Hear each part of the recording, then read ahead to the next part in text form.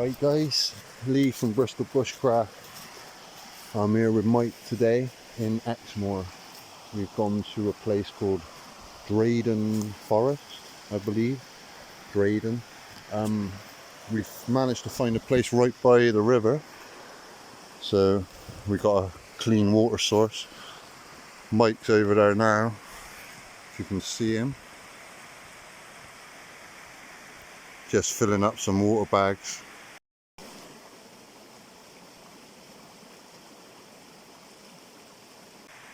So we can filter it out later. But yeah, beautiful woodland. It's amazing down here. A few flies around, a few midges. But we walked down this massive valley to get in here. I don't know if you can see it through those trees, but it goes right up.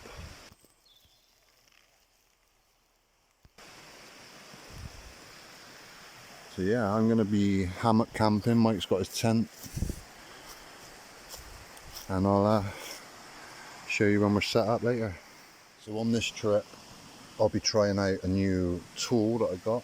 It's a Bushcraft knife from Blades UK. If you look up their website, Blades UK, I'll try and put a link in the video. Awesome knives on there, really well made. This one's actually quite cheap. I believe it was like under £20. It comes with a basic sheath, but some of the knives on there are really well crafted, and you get like real leather sheaths with them and everything. Yeah, I got quite a collection, but this is in their cheapest range, and this is a synthetic faux synthetic stag antler,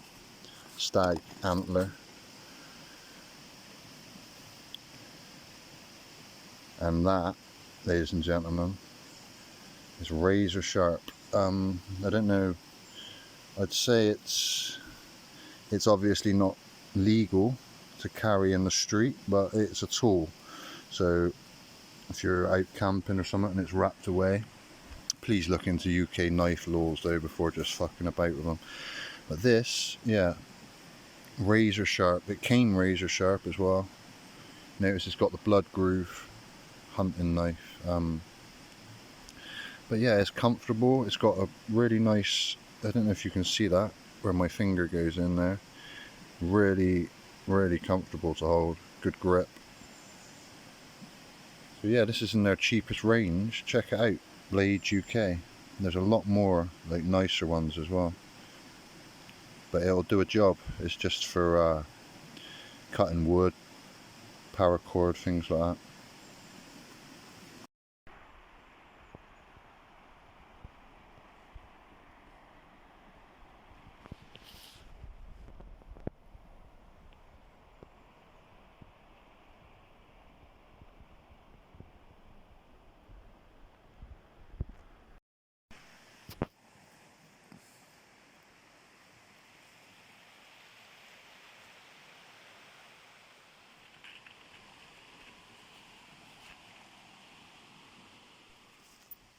Right guys, so we set up our camp at Exmoor. It's really peaceful there. We saw one person down in the river. I don't think they spotted us, but they were just swimming in the river, paddling. It was yeah. But yeah, we set up hammocks. Mike's going to set up his tent later, but at the moment we've just set up hammocks to like chill out in.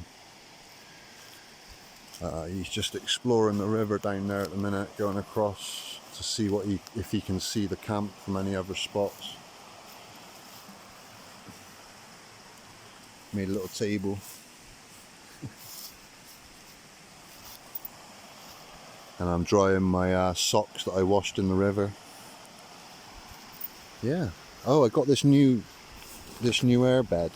This camping bed is like, I'm telling you, is up the game. It's up the game of the hammock camp. Definitely. I used to just put a roll mat in there, but it feels like you're actually just like sat in a reclining chair or something. It's really comfortable. Yeah, I like it. First time on Exmoor, and we found the perfect little hobbit spot.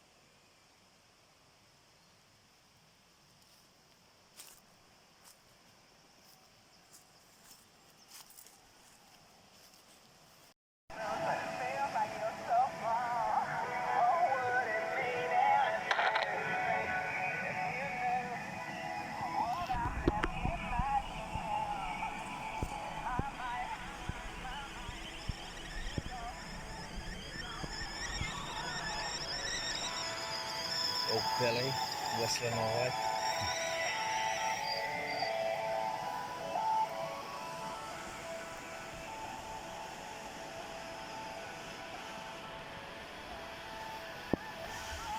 So the storm begins.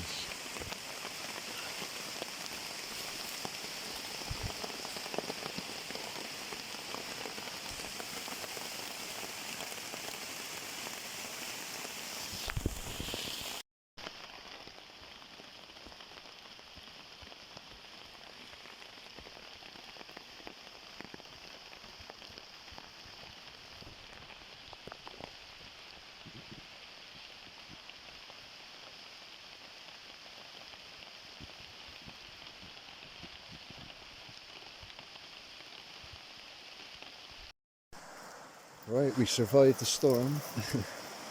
There was lots of thunder. We had a big thunderstorm, quite a lot of rain. But it's alright again now. There's the river down there. Earlier on, just around that area, there was someone wild swimming. But yeah, it's a really good camp. I've had something to eat. Mike's over there just making a cigarette.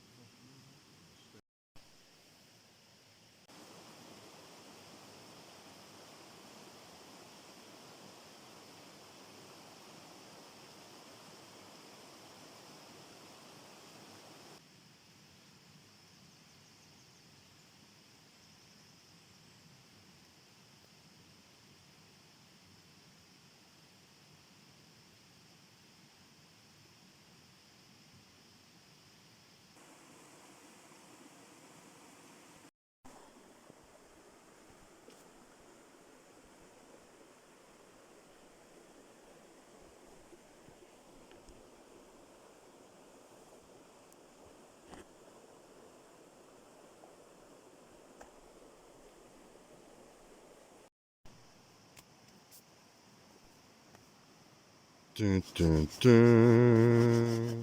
So a lot of people think that Exmoor is haunted, or it's got a lot of spirits. It's an ancient place, see. It's like Dartmoor, been around since the dawn of Britain, really. There's documentaries about it on YouTube, like if you look it up, all the way back to the Stone Age, Iron Age, Bronze Age, since people started settling here. The Romans utilised it as well.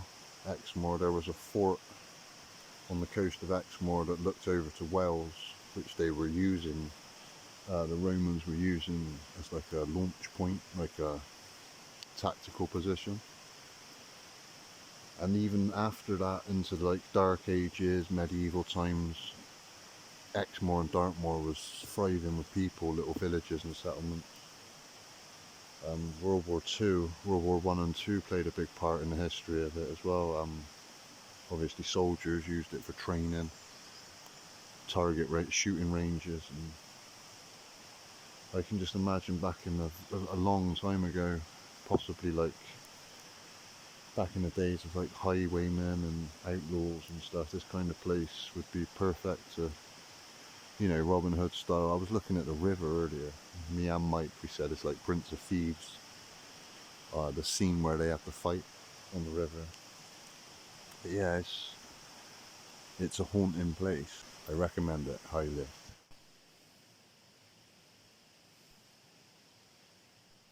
Right, so it's about 9 o'clock at night.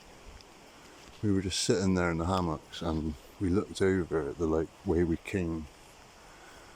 I don't know if you can see it, but it's just got really foggy, really cloudy. It looks like smoke is dispersing now. Just in that sort of area. That whole entrance was like fogged right up with white smoke. Now it's gone, it's going. Really creepy. Just appeared. And it's not even cold or... And this is the gate we climbed over to get into the area where we're camping. If you look where I am, looking back, I don't know if you can make out we're in that little area there. Beans, sausages and bacon for tea.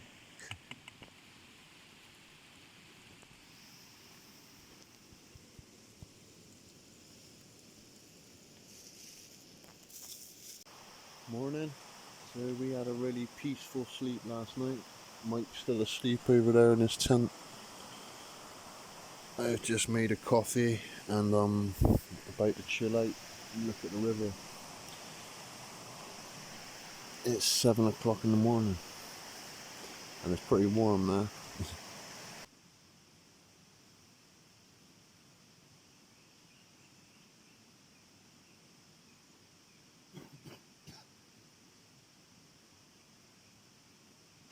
So it's day 2 in Exmoor. Mike's just gone off up the hill to try and get signal because we got no internet, no phone signal. I'm literally making these videos on like power saving mode. It's not even, you don't even need your signal, your data turned on or anything. No bars at all down in this valley. But it's been a great night. We've had really peaceful sleep. Just had some breakfast, as you can see down there. But yeah, it's really good. That fog last night was pretty creepy. It got a lot thicker before the night ended. But all in all, it was a quiet night. Really chilled out there. I found a frog or a toad yesterday as well. Remember? About getting too close to the farms. Still no signal. Yeah, understood. And that's Mike trying to find signal. Heading back down and across the river, head up the other side. Received. And he's got all the way. He's went up that way, up the hill. But there's no signal. There's no signal that way, so he's going to try across the river and up the other hill.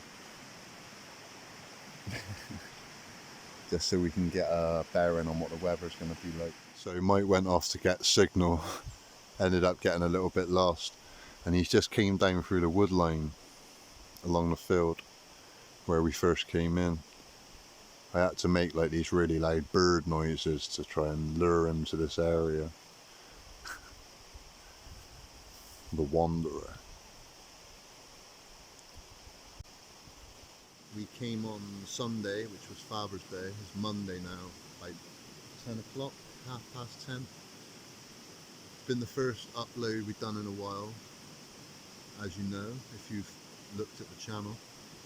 We have done a few little trips in between, but it's just getting the oomph to film it. This place is really peaceful. We found a good little spot right by the river. As you'll see from the other footage, the only downfall is you don't get any phone signal, no internet, which is kind of nice in a way. It's kind of like refreshing. The water is clean. We've literally just been filling it up out the river, boiling it. It's clean, it's crystal clear, you can see to the bottom. I was looking for pebbles and stones last night in the river, and something caught my eye. I looked around, there's this tiny little frog on a rock, so I got some footage of it. We were sat here yesterday, I'd say about 6-7 o'clock, still quite warm, just before it started raining and the storm came, and there was a woman and her dog swimming down in the river down there, just wild swimming. I don't think they even noticed us, to be honest, but yeah, it looked pretty cool. There's some parts of the river probably about half a metre deep in this area, so you can, it's not proper swimming, but you can have a dunk. We are literally just wild camping. We just picked a spot at random, just from looking on Google Maps, just finding the biggest forested areas. We parked up in a little country lane in a lay-by, so we're hoping the car will be alright. Yeah, and we're coming home, well, we're going to stay another night, come home tomorrow. Okay, we're 12 o'clock now anyway, and time for lightning. Yes. Getting to the bottom of this voice. Who is it? Lightning?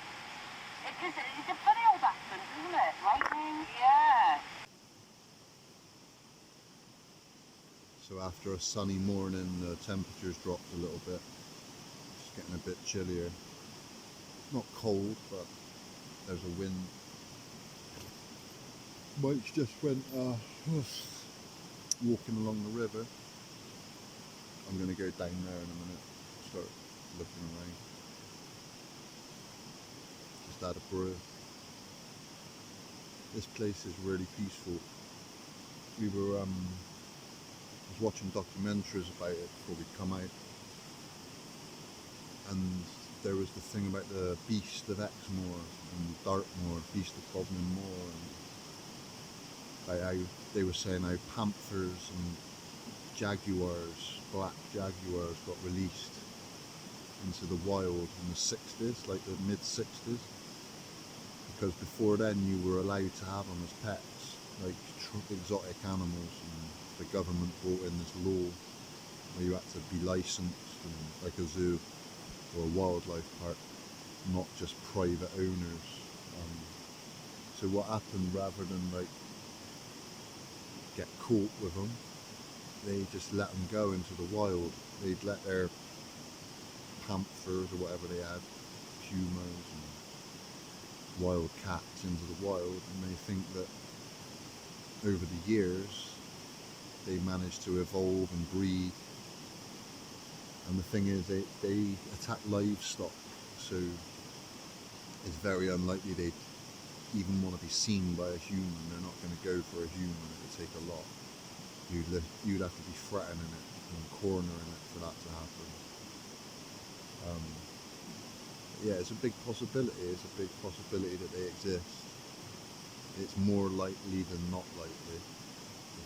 There's